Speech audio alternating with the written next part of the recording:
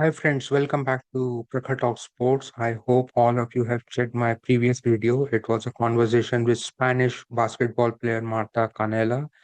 Marta was invited by Vibgyor group of schools to coach and inspire their children to play and get inspired to play basketball. And in this video, we'll be shifting our focus from basketball to volleyball, as I will be having a conversation with Abhijit Bhattacharya. For those of you who don't know who Abhijit Bhattacharya is, well, he is the former captain of India's men's volleyball team. He has played over 100 matches for India from late 90s to early 2000s. Beyond captaining the India's men's volleyball team, he is also the person behind the Brahmaputra Volleyball League. Now, what Brahmaputra Volleyball League is and how it has changed the life of people of Assam for good, you will all get to know in my video, this video, where I'm having a elaborate conversation with Abhijit Bhattacharya. So, without further delay, let's get right into the heart of this fascinating conversation with Abhijit Bhattacharya. So I went across, I read your profile and read about what you have done. So really grateful for what you have done and thank you for sparing time for this interview. So at the top of the interview, I would like to start by knowing a bit about yourself and how you got interested into volleyball. Okay. Firstly, thank you for this interview. Yes, I am from Assam, and a small town in Assam called Tejpur. And I was introduced to volleyball by a coach called Dibojri Bhagavati. So it was his dream to send someone from Assam to the Indian team. Until then, it was way back in late 80s when there was no player from Northeast who have represented the Indian team in volleyball.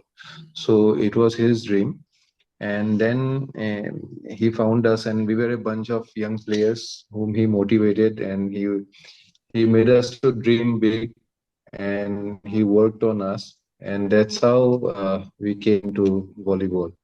And then slowly I got to represent the state team, and finally I represent the Indian team in 1996 Indian school team. And then the journey continued. For next 10 years I represented in junior and the senior level. Okay. So you have played over 100 matches for India's men's volleyball team, and you also got the chance to win them. So just curious to know how was the volleyball scenario at that point of the time when you were playing for India? It was probably one of the golden phase of Indian volleyball when I was with the Indian team, because that was the time Indian Volleyball Federation has really planned us to take it to the next level. And out of 220 countries affiliated to World Volleyball, our world ranking was 24 during those time in the early 2001, 2002, 2003. And that was the time we were in the best five teams in Asia in the senior level. And also our youth team was doing very good. They played world championship. They came back with a silver medal, and the junior team was also performing good. So that was a time we were had the planning gone ahead with the same way, we could have been in the Olympics by now. But somehow down the line the planning stopped, and the production line of players have stopped now. Okay, so jumping to the current scenario, what do you think of the current volleyball team? Oh, very, very promising results are coming up of late. During the since we have a ad hoc committee was running Indian volleyball for last couple of years, and there was no affiliated federation. There were not nationals were not happening on time. But internationally, if we see, our world ranking went across to like around 76, 78. But very recently, our senior team played in the Kawa Central Asian Championship, and they won very good matches upon some best ranking teams, and their world ranking improved to 51.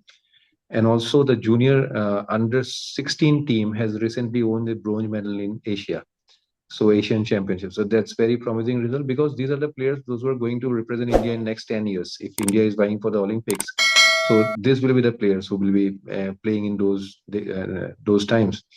And secondly, In the last Asian Games, India was placed sixth, so this is very impressive. And by 2026 Asian Games, we are very hopeful that we will be within the best four. And then 2030 we reach the either first or second in the Asian. So that's I truly believe if this little bit of planning goes into it, they can bring a medal in the Asian Games. Okay, so good to know that our volleyball team is performing well, and you are very hopeful that they will be world beaters soon. So you have been closely involved in Prime Volleyball League. You have, and it has been in existence for close to 4 years, 4 years now. So what are your key takeaways from the league? From the Prime Volleyball League, Yes. yeah.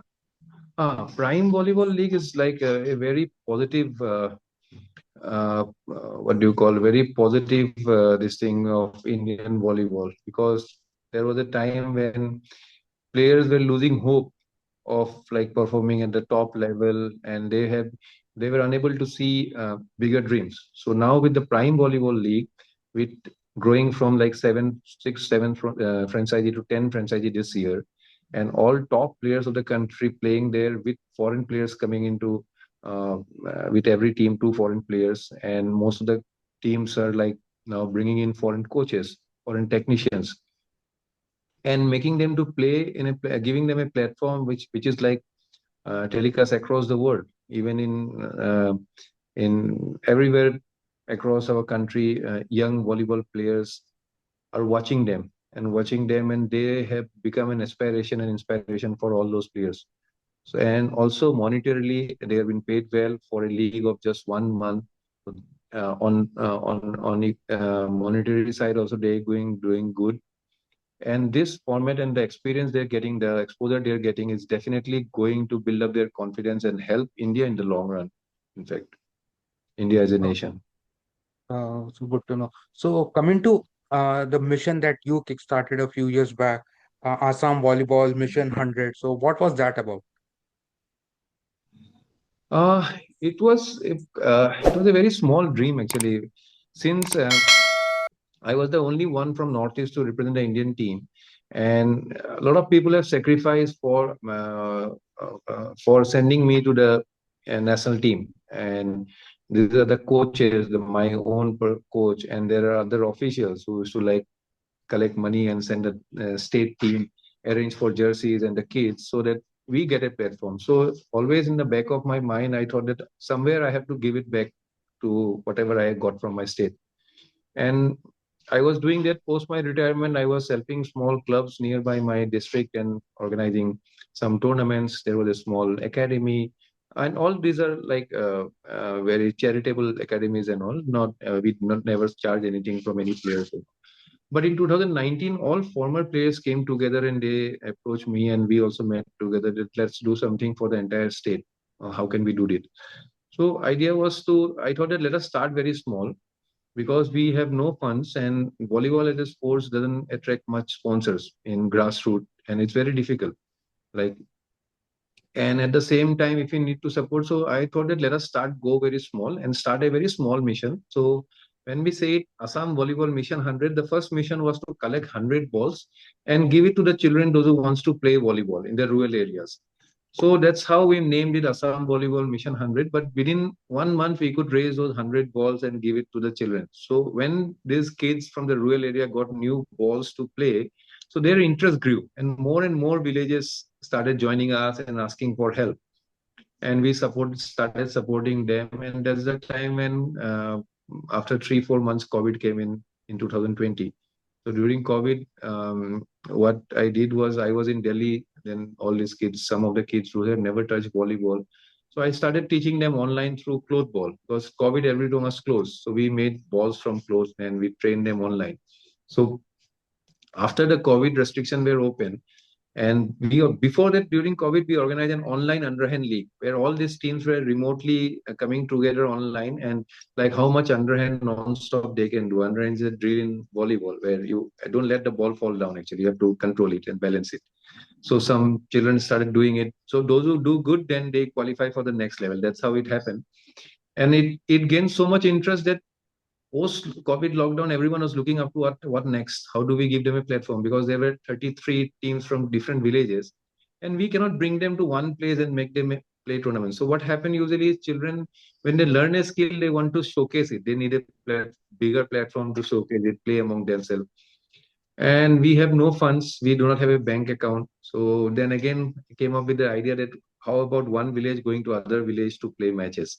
So if they do so, so my village goes to your village, then your village community comes together, someone donating rice, dal, potato, and organizing a community meal. So I go there, you welcome my team, and you have a meal together. That's how the bonding among the two villages increases. And then you play a match. So in this, the village elders and everyone comes together to watch the match. Usually, when children play matches, parents never get to see them playing matches because they go out of their village. But now, villagers are hosting themselves. So a leadership qualities among the villagers have developed. The coach is more empowered. And this model actually clicked. And in the first year, there were only 400 children from 50 teams. And there was a transportation cost to it. So some villages were very empowered. They can manage the transportation cost because uh, every team has to visit minimum 3 villages. So they're in a group of 4 teams. But there were some villages which were finding it difficult to manage the transportation cost. So again, I came up with the idea, how about adopting a team by contributing just 15,000 rupees? So if you anyone can become a team adopter, owner of a team by contributing 15,000. So with that 15,000, we used to give all the children a playing kit with their name written on their back, with the village name in the front and the team adopter's name. So this gave a very big confidence to the children, wearing their own personalized jersey for the first time. So in season one, 90% of the children were wearing a personalized jersey for the first time. And even they were going out of their village for the first time. और वो लोग गांव के अंदर ही हमेशा रहा है. And we could garner support from all my known people, my friends, and my relative for all the 50 teams in season one. And that's how, when the season one clicked, slowly new villages started joining us, new teams were formed. So there were villages, there were no sporting environment. So we went there, we gave them a ball, organized a small camp. All of a sudden, a team is formed. The community came together. So from 400 children in season one to in season five, we concluded with 400 teams. So in Wow. the last 4 or 5 years, we have introduced volleyball to more than 12,000 children, and now we are gearing up for season six. So Oh, and without any big corporate support, it's all happening grassroots. The matches are managed locally. Last year, we organized close to 300, 800 matches in 150 different locations. So matches are happening home and away. So that's how it is organized. Now it's very decentralized, and we don't decide the match date. It is the yeah. villagers who come to us and say that this weekend we both are going to play in our village. So that's how we make the schedule, and it's working that way. So it's so good to know that just a small initiative of distributing 100 volleyballs to local villages, it has not, it then grew into a league. Now league has also Mhm. grown in many folds. But Mhm. just really curious to know, where did the name Brahmaputra Volleyball League came from? Who came up with this name? It's really curious to know. Nowadays, people don't name a sporting league behind a river, but you chose the name Brahmaputra Volleyball League. So, who was the man or woman behind naming the league, and why was it finalized to Brahmaputra Volleyball League? When the concept came up in my mind of like playing a home and away league, I called everyone together and asked them whether their village community will be able to contribute this dal, chawal, and organize a match. So when they said yes, so I thought that let us give some name which reflects Assam and which is like universally known. And river Brahmaputra has also always been an inspiration for me because I am from Tejpur, and 1 kilometer from my home is a Brahmaputra river. So during monsoon when it flows, you cannot see the other bank of the river Brahmaputra, and it keeps on flowing. So much of energy is in the river, and it's a lifeline for Assam. It's a lifeline, no doubt, in extreme monsoon and during floods, it's great havoc. But without this river, we cannot think of Assam. So, and we are very much emotionally attached to the river Brahmaputra. So I thought that if we give a name Brahmaputra, so it will bind all of us together, all the teams and everyone together. And at the same time, we need not need to explain others what is Brahmaputra because people know outside Assam at least there is a river, and it's called a river, and also want to make Assam popular outside. The river Brahmaputra popular outside. So initially, the thought process when I was running out, I was like naming the league. I was in a laptop in the Word format. I was typing Kaziranga Volleyball League, which should reflect Assam. Then it was not sounding good for me, so I thought that Assam Volleyball League. It was not, and I thought Rhino Volleyball League. So it was also not matching my emotions. And when I finally typed Brahmaputra Volleyball League, it somehow clicked, and I thought that this should be the name. And then we went ahead with naming this. So it was it had the relatability of the place from where the league had its origin. Okay, so as Yeah. you said, the league had its very humble origin. There were very little sponsorship, very little backers. But I'm curious to know who were the initial backers and who people showed faith in your vision, in your idea of starting the league. Who were the people who came together and made the season one and initial few matches possible for the league? Yes, yes. Uh, there are a couple of uh, like groups and individuals who actually made all the difference. When I first thought that designed this league and thought that if someone can adopt a team, then we can cover the transportation cost. So that was the time when my brother-in-law and sister-in-law was at my house, and they told that Jiju, we want to give 5,000 rupees to these children. You can give them some t-shirts or whatever. So I was like struggling to how to fund a team. So then I told them that, will you be interested in increasing the amount to 15,000 so that we can give them a jersey and their transportation costs can be covered, and you become the owner of that particular team. So we named the team after you, matlab, as a team adopter. So they really like the idea. They told that, oh, hum bhi Ambani type ban jayenge kya? I must say it's something like that only. You are becoming an owner. And when they said yes, and then I made them adopt the team, which is the most who was struggling much. There was one boy who was alone managing everything. So I named this team upon them. Then I made a small note and shared it in a WhatsApp group of Assam sports person, where Krishna Hajarika, she is a former international badminton player. She is also an employee of Oil India Limited. So she read this note and she called me, Abhijit, what is this concept and how you are planning this league, and how it happens actually. So I explained it to her. Then she and one of her friend, another international badminton player from Maharashtra, Ashavari Power, they combinedly wanted to adopt a team, and I gave them the Majuli team, which is a river island in a remote area in Assam. And what I did is I made a small a poster with their photographs and the village team photographs. They all were barefoot and with shorts and banyans. And I thanked them in Facebook, like, thank you, Krishna and Asavari ma'am, for supporting adopting this team. So that particular postcard they shared in a Women's International Badminton WhatsApp group, where Aparna Papat, a former Arjun awardee and national champion and Olympian, she got to know about this. So she asked us, Krishna, that she also wants to adopt a team. Let me get connect with Abhijit. So I was not calling her because she was a bigger personality in Indian sports. So how do I approach her? So finally, when I spoke to her, then she told that, Abhijit, this is something very interesting and first time I have heard of this kind of an event.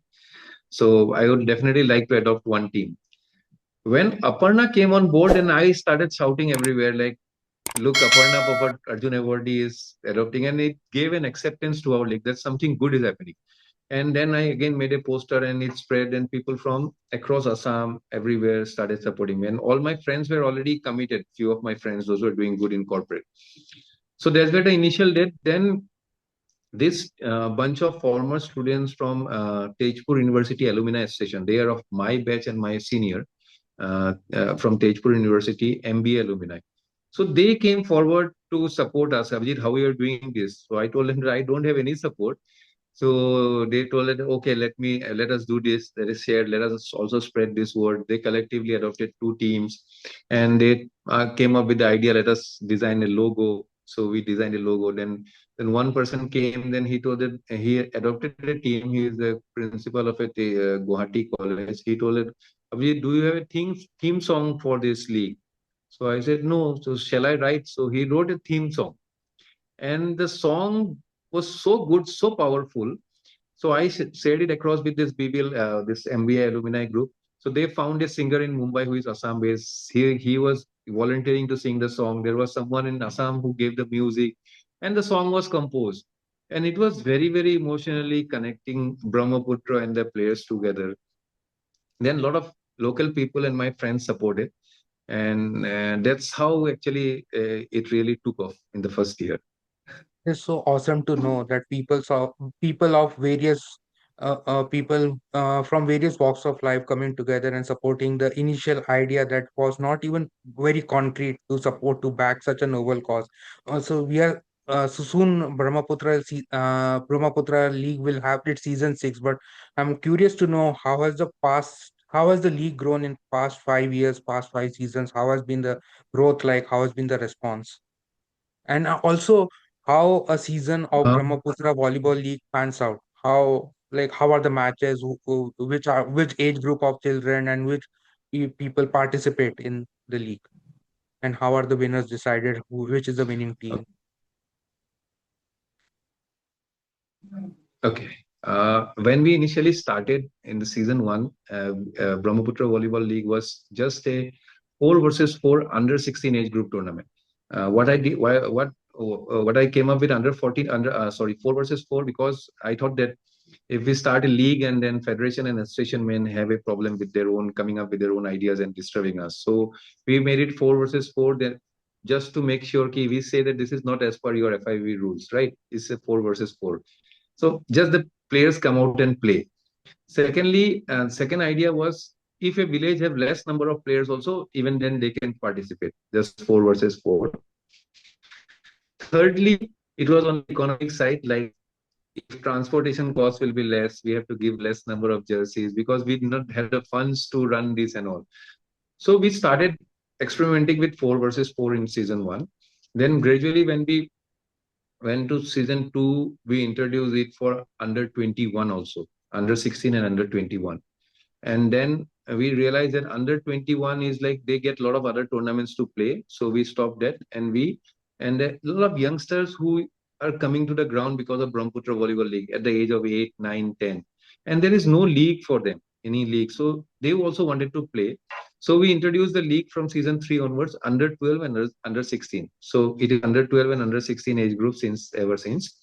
So it happens in 3 level. First, in the district level, the players teams play among themselves in home and away for under 16. Under 12, they play in one location, one or two, three location only. So from every district, we get a district champion team. Under 16, one boys champion, one girls champion. Under 12, one boys champion. So we divide entire Assam into 8 zones, where like in each zone, 2 to 3 districts comes and compete among themselves. So from 8 zones, there will be 8 champion teams in each category: under 12 boys and under 12 girls, under 16 boys and under 16 girls. So all these top 8 teams come to one location, and that's where we call it Super League. So for 4 days, they play among themselves. The under 16 will be playing among the 8 under 16 teams. So likewise, so we get 4 champion teams in each category, one in each category. So that's how it is organized. So last season we organized around 780 to 800 matches in different locations. We also broadcast these matches. We have a broadcasting mechanism, there are trained groups of children in every village who comes and erect this structure of like an elevated platform, and with bamboo tripods or whatever tripod they make, they used to broadcast. And our team adopters who are now from across the world, anyone sitting in US or Singapore or Dubai, they can watch their team play. So that's how it's live telecast. And then what happened is like and this is how the format is basically: the district, the zonals, and the super league. So, want to know how has the league empowered people of Assam and what are some of the success stories that are really close to your heart? There are actually multiple stories. I keep on getting new, forgetting old, and it's happening that way. But to be precise, it's the community has taken the ownership of organizing this, because there are villages where last year we went to a village. There was no sporting environment in that particular village. None of them has ever played any sport. So one of our center in charge he saw the kids roaming around, and he told that Dada, can we organize a small club here in this village also? So why not? So we sent him balls and net, and he conducted a 1 week training program in that village. So this is a tribal village. All the children those who were roaming around in the evening, all of a sudden its team is formed. And when the team is formed and the villagers got to know that they will be representing their village, so all the during the evening time, all the parents and they used to come them and see them training. So suddenly the environment is changed, and they when they got to participate in BBL and when they wore a jersey with their village name written on their back and their name, so it was a very overwhelming experience for them. They conducted the home matches, organized meal, they went away, they won matches, then news their name came in the newspaper. So these are something which is changing villages wherever we are entering. Um, in some villages, one of the in charge, who is the coach also, is a former player. When he got to know that parents are refusing to send their girls for practice because their 10th board exam is approaching, so what he did is that he converted his cow shed uh, to a tuition room, like a coaching room. And then before practice and after practice, he used to teach these girls in science and mathematics. And then finally, they went on to score and grade very first division and very good grades in their examination. On the other side, there is Bornali. Bornali was a former player. She got married, left volleyball 4 5 years ago. Then she was into agriculture. Her husband was a daily wage worker, and she was leading a normal life. But in 2000, in the second season, Oil India invited me before the second season, and they wanted that this is a corporate support from Oil India. They wanted that BVL should also be in there where they operate, like in Dibrugarh and Tinsukia district of Assam. So I went there and I conducted a train the trainer program, invited all former players together. And I stayed there for 1 week. And Bornali was also part of this train the trainer program. She was a housewife in a village, but her in-laws somehow permitted her, and she again came back. And for the first time, she wore a tracksuit and came to the ground. So we encouraged her. She and gave all these 30 trainers a simple goal, like to start a team in their own village. They all went back. Out of 30, 27 started a center in their own village. And in season two, like 53 teams were from Dibrugarh and Tinsukia district. Before that, there were zero teams. And Bornali led one village wearing mekla chadar. She trained, and there were like four teams from our village, under 12 boys, under 12 girls. Her respect in her village changes. Earlier, everyone was laughing at her. What is this volleyball going to give you? So, and later when World Volleyball President came to Tejpur in the season 5 as a chief guest, so Bornali was the one who was welcoming him to the main podium. There was no podium, in fact. There was a small village type structure we created. And that's the kind of respect Bornali had. And recently, when Bornali's um, home team shed, her home shed, roof was blown away by a cyclone, and FIVB president got to know about this, and he personally sent some financial help to help her out to put their share. And it was not to be quoted. He has refused. He has said, asked not to quote anywhere. But that's the kind of linkage BVL has created from the world top authorities to Bornali itself. So there are multiple such stories. In one village, Dhulimar, they have become the champion last season in under 16. And the in charge of Dhulimar village is Humen. Humen works as a sales representative or something in a motorbike company, which is like around 150 kilometers away from their village. So every weekend he again come down and he trained these girls who he has initially started.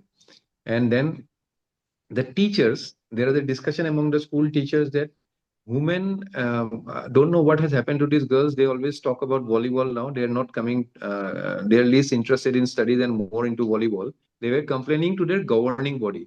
And one of the governing body member told them, the teachers, so why can't you train the children like human is doing, taking care of them, so that they become more inclined to academics rather than volleyball? But human is changing there, and their team become the champion. And that particular team was adopted by as co-founder of Caratlin, Avinash Anand. He is also a team adopter now of BBL. Likewise, there are a lot of team adopters who are doing very good in the professional world.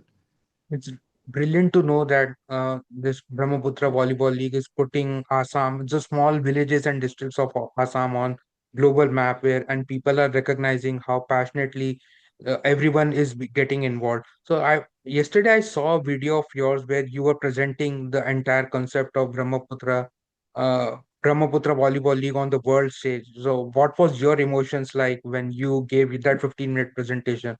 And you were kind of thrilled. So just want to know what were your emotions when you presented the league. It was a huge opportunity for all of us when we got this invitation that during the World Volleyball Congress there will be an event on a global volleyball movement, where Global Volleyball Summit, where there will be 18 presenters on presenting on unique volleyball achievements of the world, be it in sponsorship, be it in coaching or whatever. And among them, BVL also got a slot. So it was huge for all of us. And I wanted to tell this story because they are the world top platform of volleyball, and that is their profession, and they're running it 100 to 120 countries. But out here in Assam, if you look at the world ranking of India, we are far behind, like in 50s and 60s and all. And if you look at Assam standards in the Indian context, we are also again like 9, 10, 11, 12 ranking team. Few enthusiastic, passionate people from like 160 villages and some other former volleyball players came together and started this league.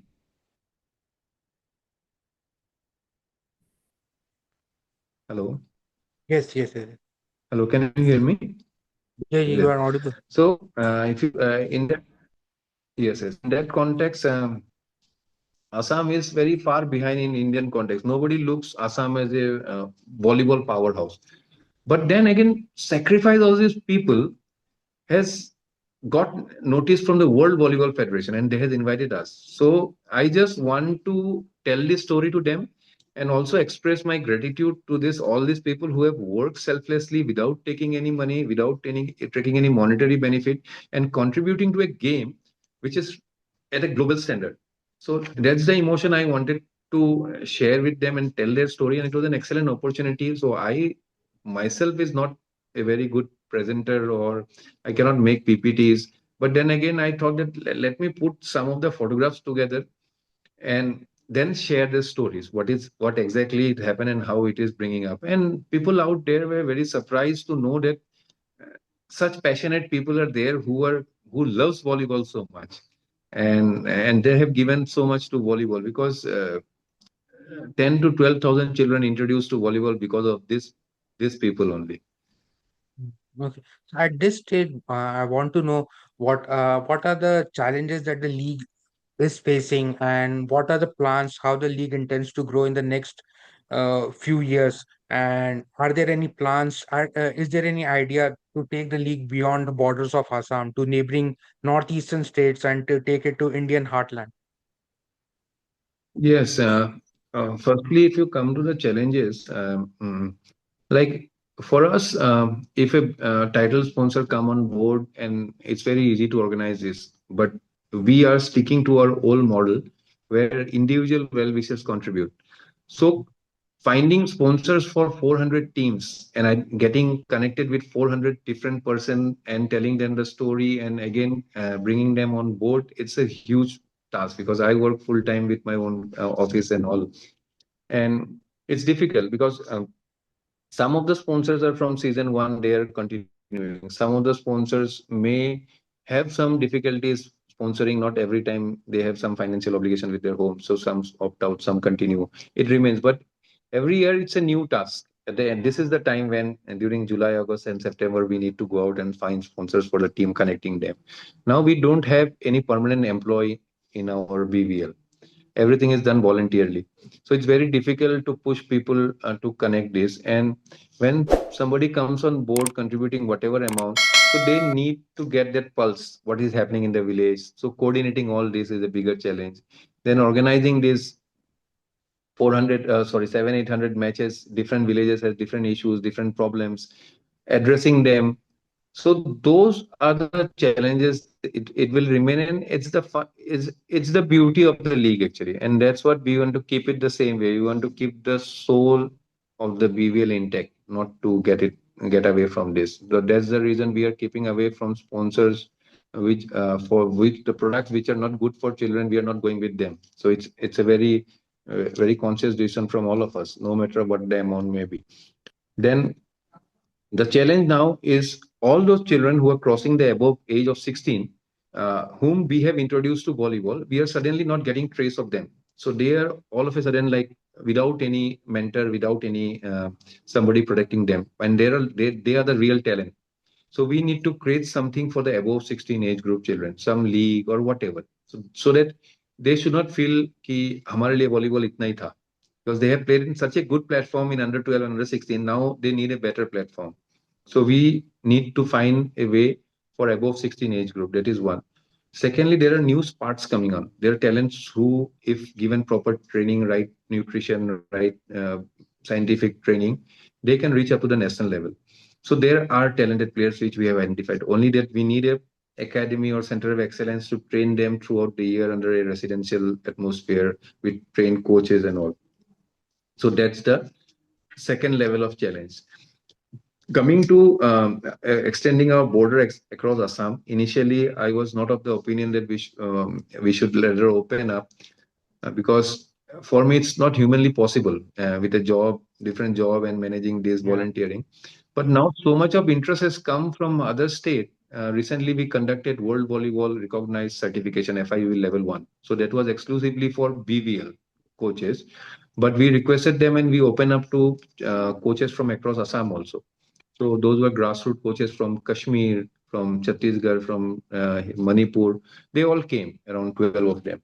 When they went back, they also wanted to start something like BVL and wanted to get attached to us. So this year, teams from Manipur are joining BVL, teams from Jammu and Kashmir are joining BVL, teams from Wow. Orissa also joining BVL, and from even from Maharashtra also. So they will play in their respective state among themselves in the same structure, and we plan to bring the under 16 team to Assam and play a mega league with all the champion teams. So that's the plan, but we don't have the resources as of now. But hopefully, we'll be able to manage this. It's so great to know that one small idea now it is reaching far-flung areas of India, like people from Kashmir, people from other states are also showing interest. So it is reaching to the masses, it is connecting to the masses. Okay, I would like to wrap up this interview with two questions. Firstly, what can be, as from your experience as a former volleyball player, what can be done now? Someone who's spearheading such a successful league, what can be done for India to improve in sports? Like India can take the next step. India can become a better sporting nation. And I would want you to conclude this interview by giving a small message for young girls and boys who want to pick up volleyball or any other sport. This is actually a very right time for Indian sports. Now that the government and everyone is opening up and thinking of hosting the Olympics. So when they think of a bigger goal, automatically the peripherals and other things improve with the new sports policy where they put in emphasis on infrastructure development from the economics of sports, bringing all together. So this is probably the right time to come in sports, and we have to nurture our talent at a very younger age, those in 2036 and onwards. So these are children, those who are in the age group of 12, 13, 14, 15, 16. They are the one who are going to represent India in the next 10, 15 years.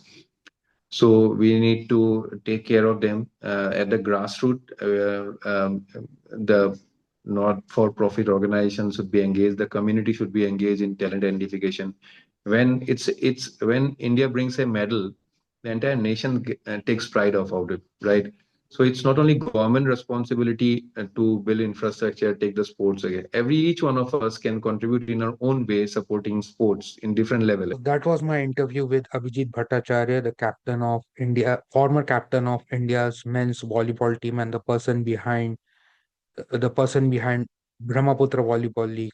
I hope you like this conversation. Brahmaputra Volleyball League has grown many-fold since it first started. It was just a small idea of distributing 100 volleyballs to village children, and now it has grown into a movement, mass movement, which where it is not just inspiring people to play volleyball, it is changing their life for good.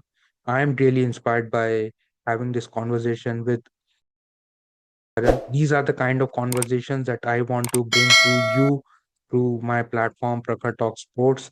If you liked this interview, if you learned something new of what is happening in Indian sports, please like this video. Please also drop some comments. Please give me some feedbacks. Also, don't forget to subscribe to my channel. Uh, it is my initiative to bring such kind of interesting conversations to you, to my subscribers, such interesting conversations so that we get to know what is happening in the world of sports and world of Indian sports, and to keep you hooked to sports and to keep you get inspired. Thank you.